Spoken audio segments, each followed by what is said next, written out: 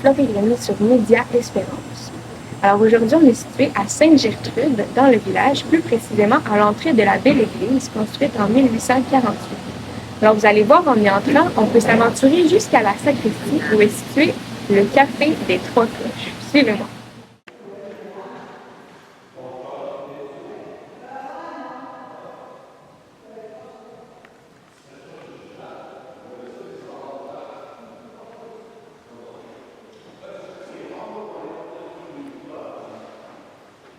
Aujourd'hui, on accueille Sylvie. Bonjour Sylvie. Salut. Ça va bien? Oui. Alors, quel plaisir de te voir aujourd'hui dans ton Café des Trois Cloches ici à Sainte-Gertrude en tant qu'ambassadrice et cofondatrice du café. Est-ce que tu peux nous raconter comment s'est déroulée l'histoire de la fondation du café?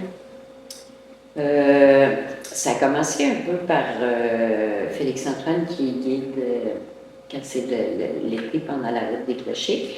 On trouvait que c'était plate qu'il fasse une petite visite courte de l'église, puis tu arrives ici, puis ça s'arrête là. On a parti une petite table dans le coin avec une toute petite cafetière, puis deux artisans, trois qui étaient là, juste pendant l'été. Quand les 7 semaines de route de clocher étaient finies, ben on va tout, puis c'était fini jusqu'à l'été suivant. Okay. Quand est arrivée la pandémie, ben là, il y avait beaucoup de gens, des artisans qui étaient prêts pour des salons, tout s'est arrêté. Fait qu'on leur a dit d'apporter leurs choses ici, puis qu'on les vendrait pour les aider. Puis là, ben, ça a pris une grosse ampleur, qui a grossi de plus en plus. Et là, c'est les 7 semaines pendant l'été à temps plein. Puis ensuite, on reste ouvert toute l'année, les fins de semaine, les samedis, dimanches. Ouais, c'est super. Ça va faire combien de temps que vous êtes ouvert ici?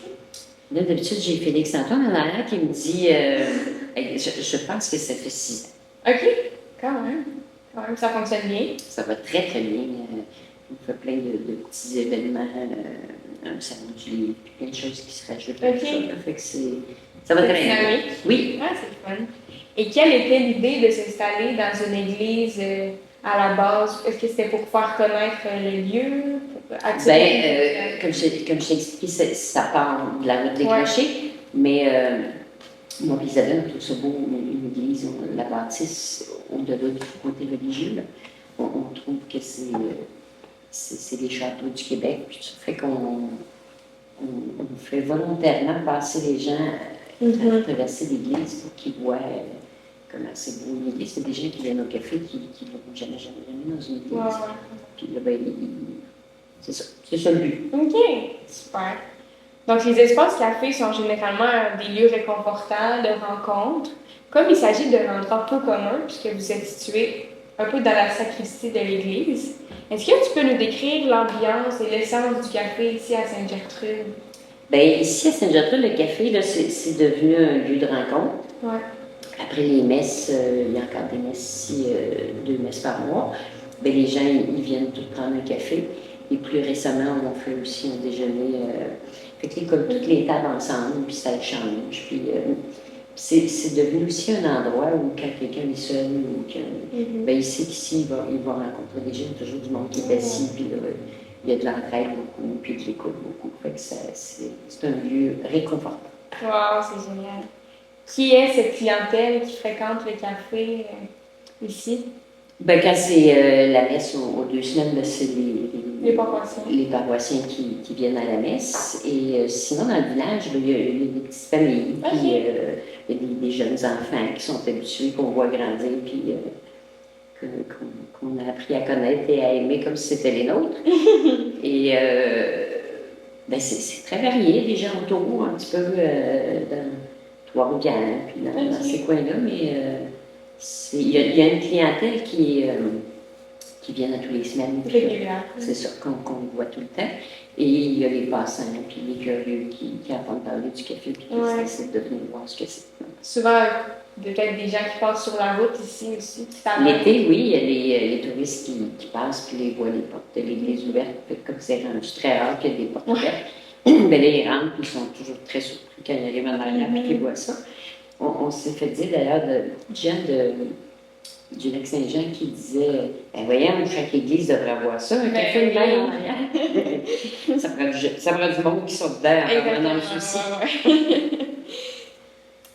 Si je viens, moi, en visite au café, qu'est-ce que vous allez me servir? C'est quoi votre menu ici? On a du café régulier, des cafés latte expresso. Sinon, on a les petites pâtisseries, les petites mousses, entre autres, de la pâtisserie Nancy, OK. qu'on a tout le temps. On a les produits du boulanger.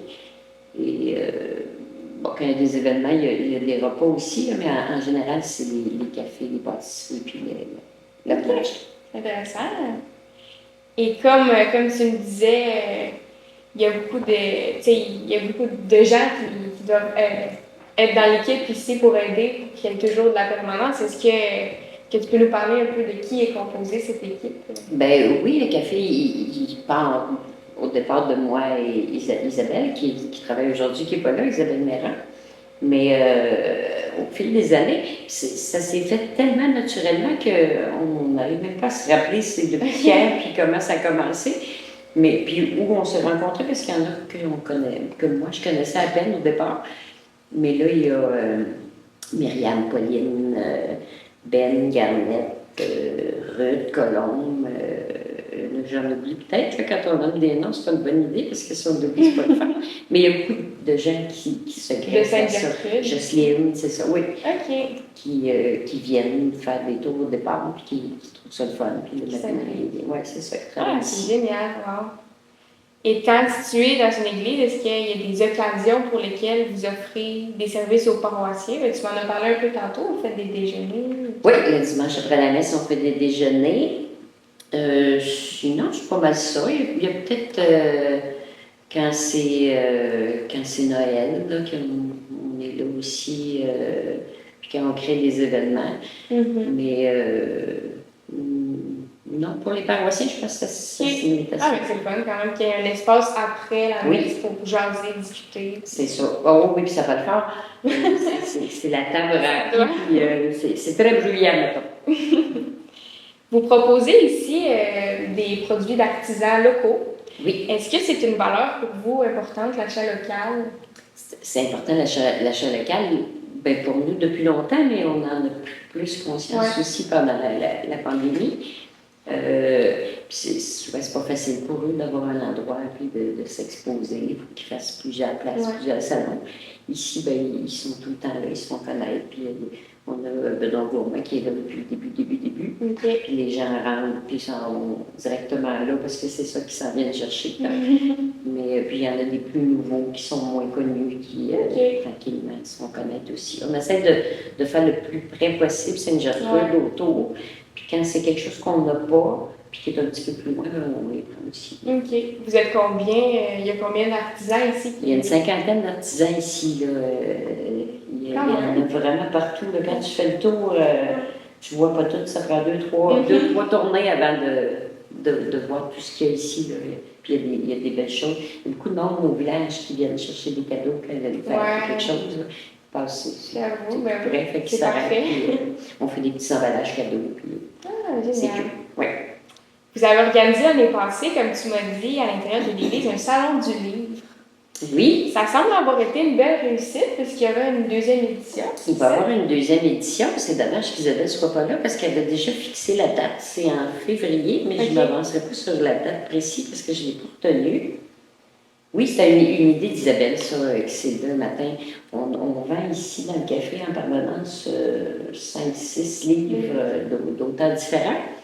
Puis là, elle s'est dit, mon Dieu, on a des livres, puis du talent ici, on va faire un salon du livre.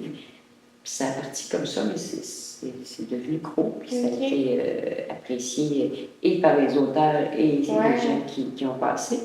Fait qu'on fait...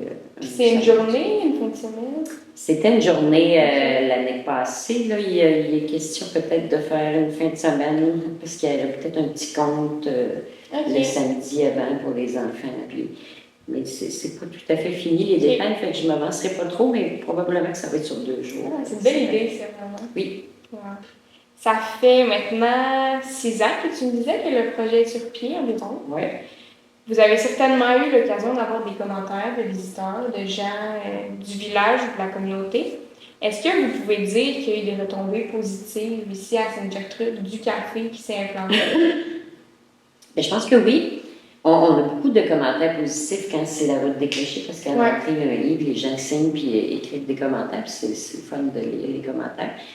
Sinon, plus au niveau du village, on est allé il y a peut-être 2 mois à une rencontre de la ville de Bécancour qui rencontrait les citoyens dans chaque secteur et qui demandait qu'est-ce qui est acquis dans votre village et que vous voulez garder. Puis on était agréablement surprise de voir que le café sortait beaucoup dans chaque table, chaque groupe qu'il y avait partout. Le café sortait, que c'est quelque chose qui existait, que les gens aimaient, qui étaient fiers et qui voulaient garder. Donc on a trouvé ça bien fun. Ah, wow, c'est génial. Ça doit être sûrement unifié aussi. Oui. Les gens ici. Oui, c'est ça, ils viennent. Parce que des fois, quelqu'un vient prendre un café, il arrive seul, il s'assoit, puis là, je me rentre plein de monde, puis là, ça parle de chaque table. Des fois, il y a des gens qui passent, qui ne sont pas d'ici, ils s'assoient à une table, puis là, ils se mêlent à la conversation, puis c'est bien fun de voir ça. Wow. Alors, pour toi, Sylvie, quelle est ta source de motivation et d'implication au sein du café? Qu'est-ce que ça t'apporte de t'impliquer ici? Moi, c'est beaucoup l'échange avec les gens qui nous apportent beaucoup. On a vécu, on ne racontera pas tout, mais on a vécu des choses spéciales ici, des beaux moments. Puis on trouve ça le fun quand on arrive, puis qu'on se met à jaser, puis on sent que quelqu'un a besoin un petit peu, il est avec quelque chose, ça va pas bien, fait qu'on s'assoit, on prend du temps, puis fait que ça apporte beaucoup. Ben oui, vraiment. On a l'impression de donner beaucoup, mais on reçoit beaucoup plus que de l'amour. Wow! Ben merci beaucoup de m'avoir parlé de ce beau projet. On vous souhaite une très belle poursuite. Puis d'ailleurs, dans tous les événements qui s'en viennent et tous les gens qui vont visiter. Alors merci. Merci à toi. C'était Florie Grenier sur Média Espérance. Merci.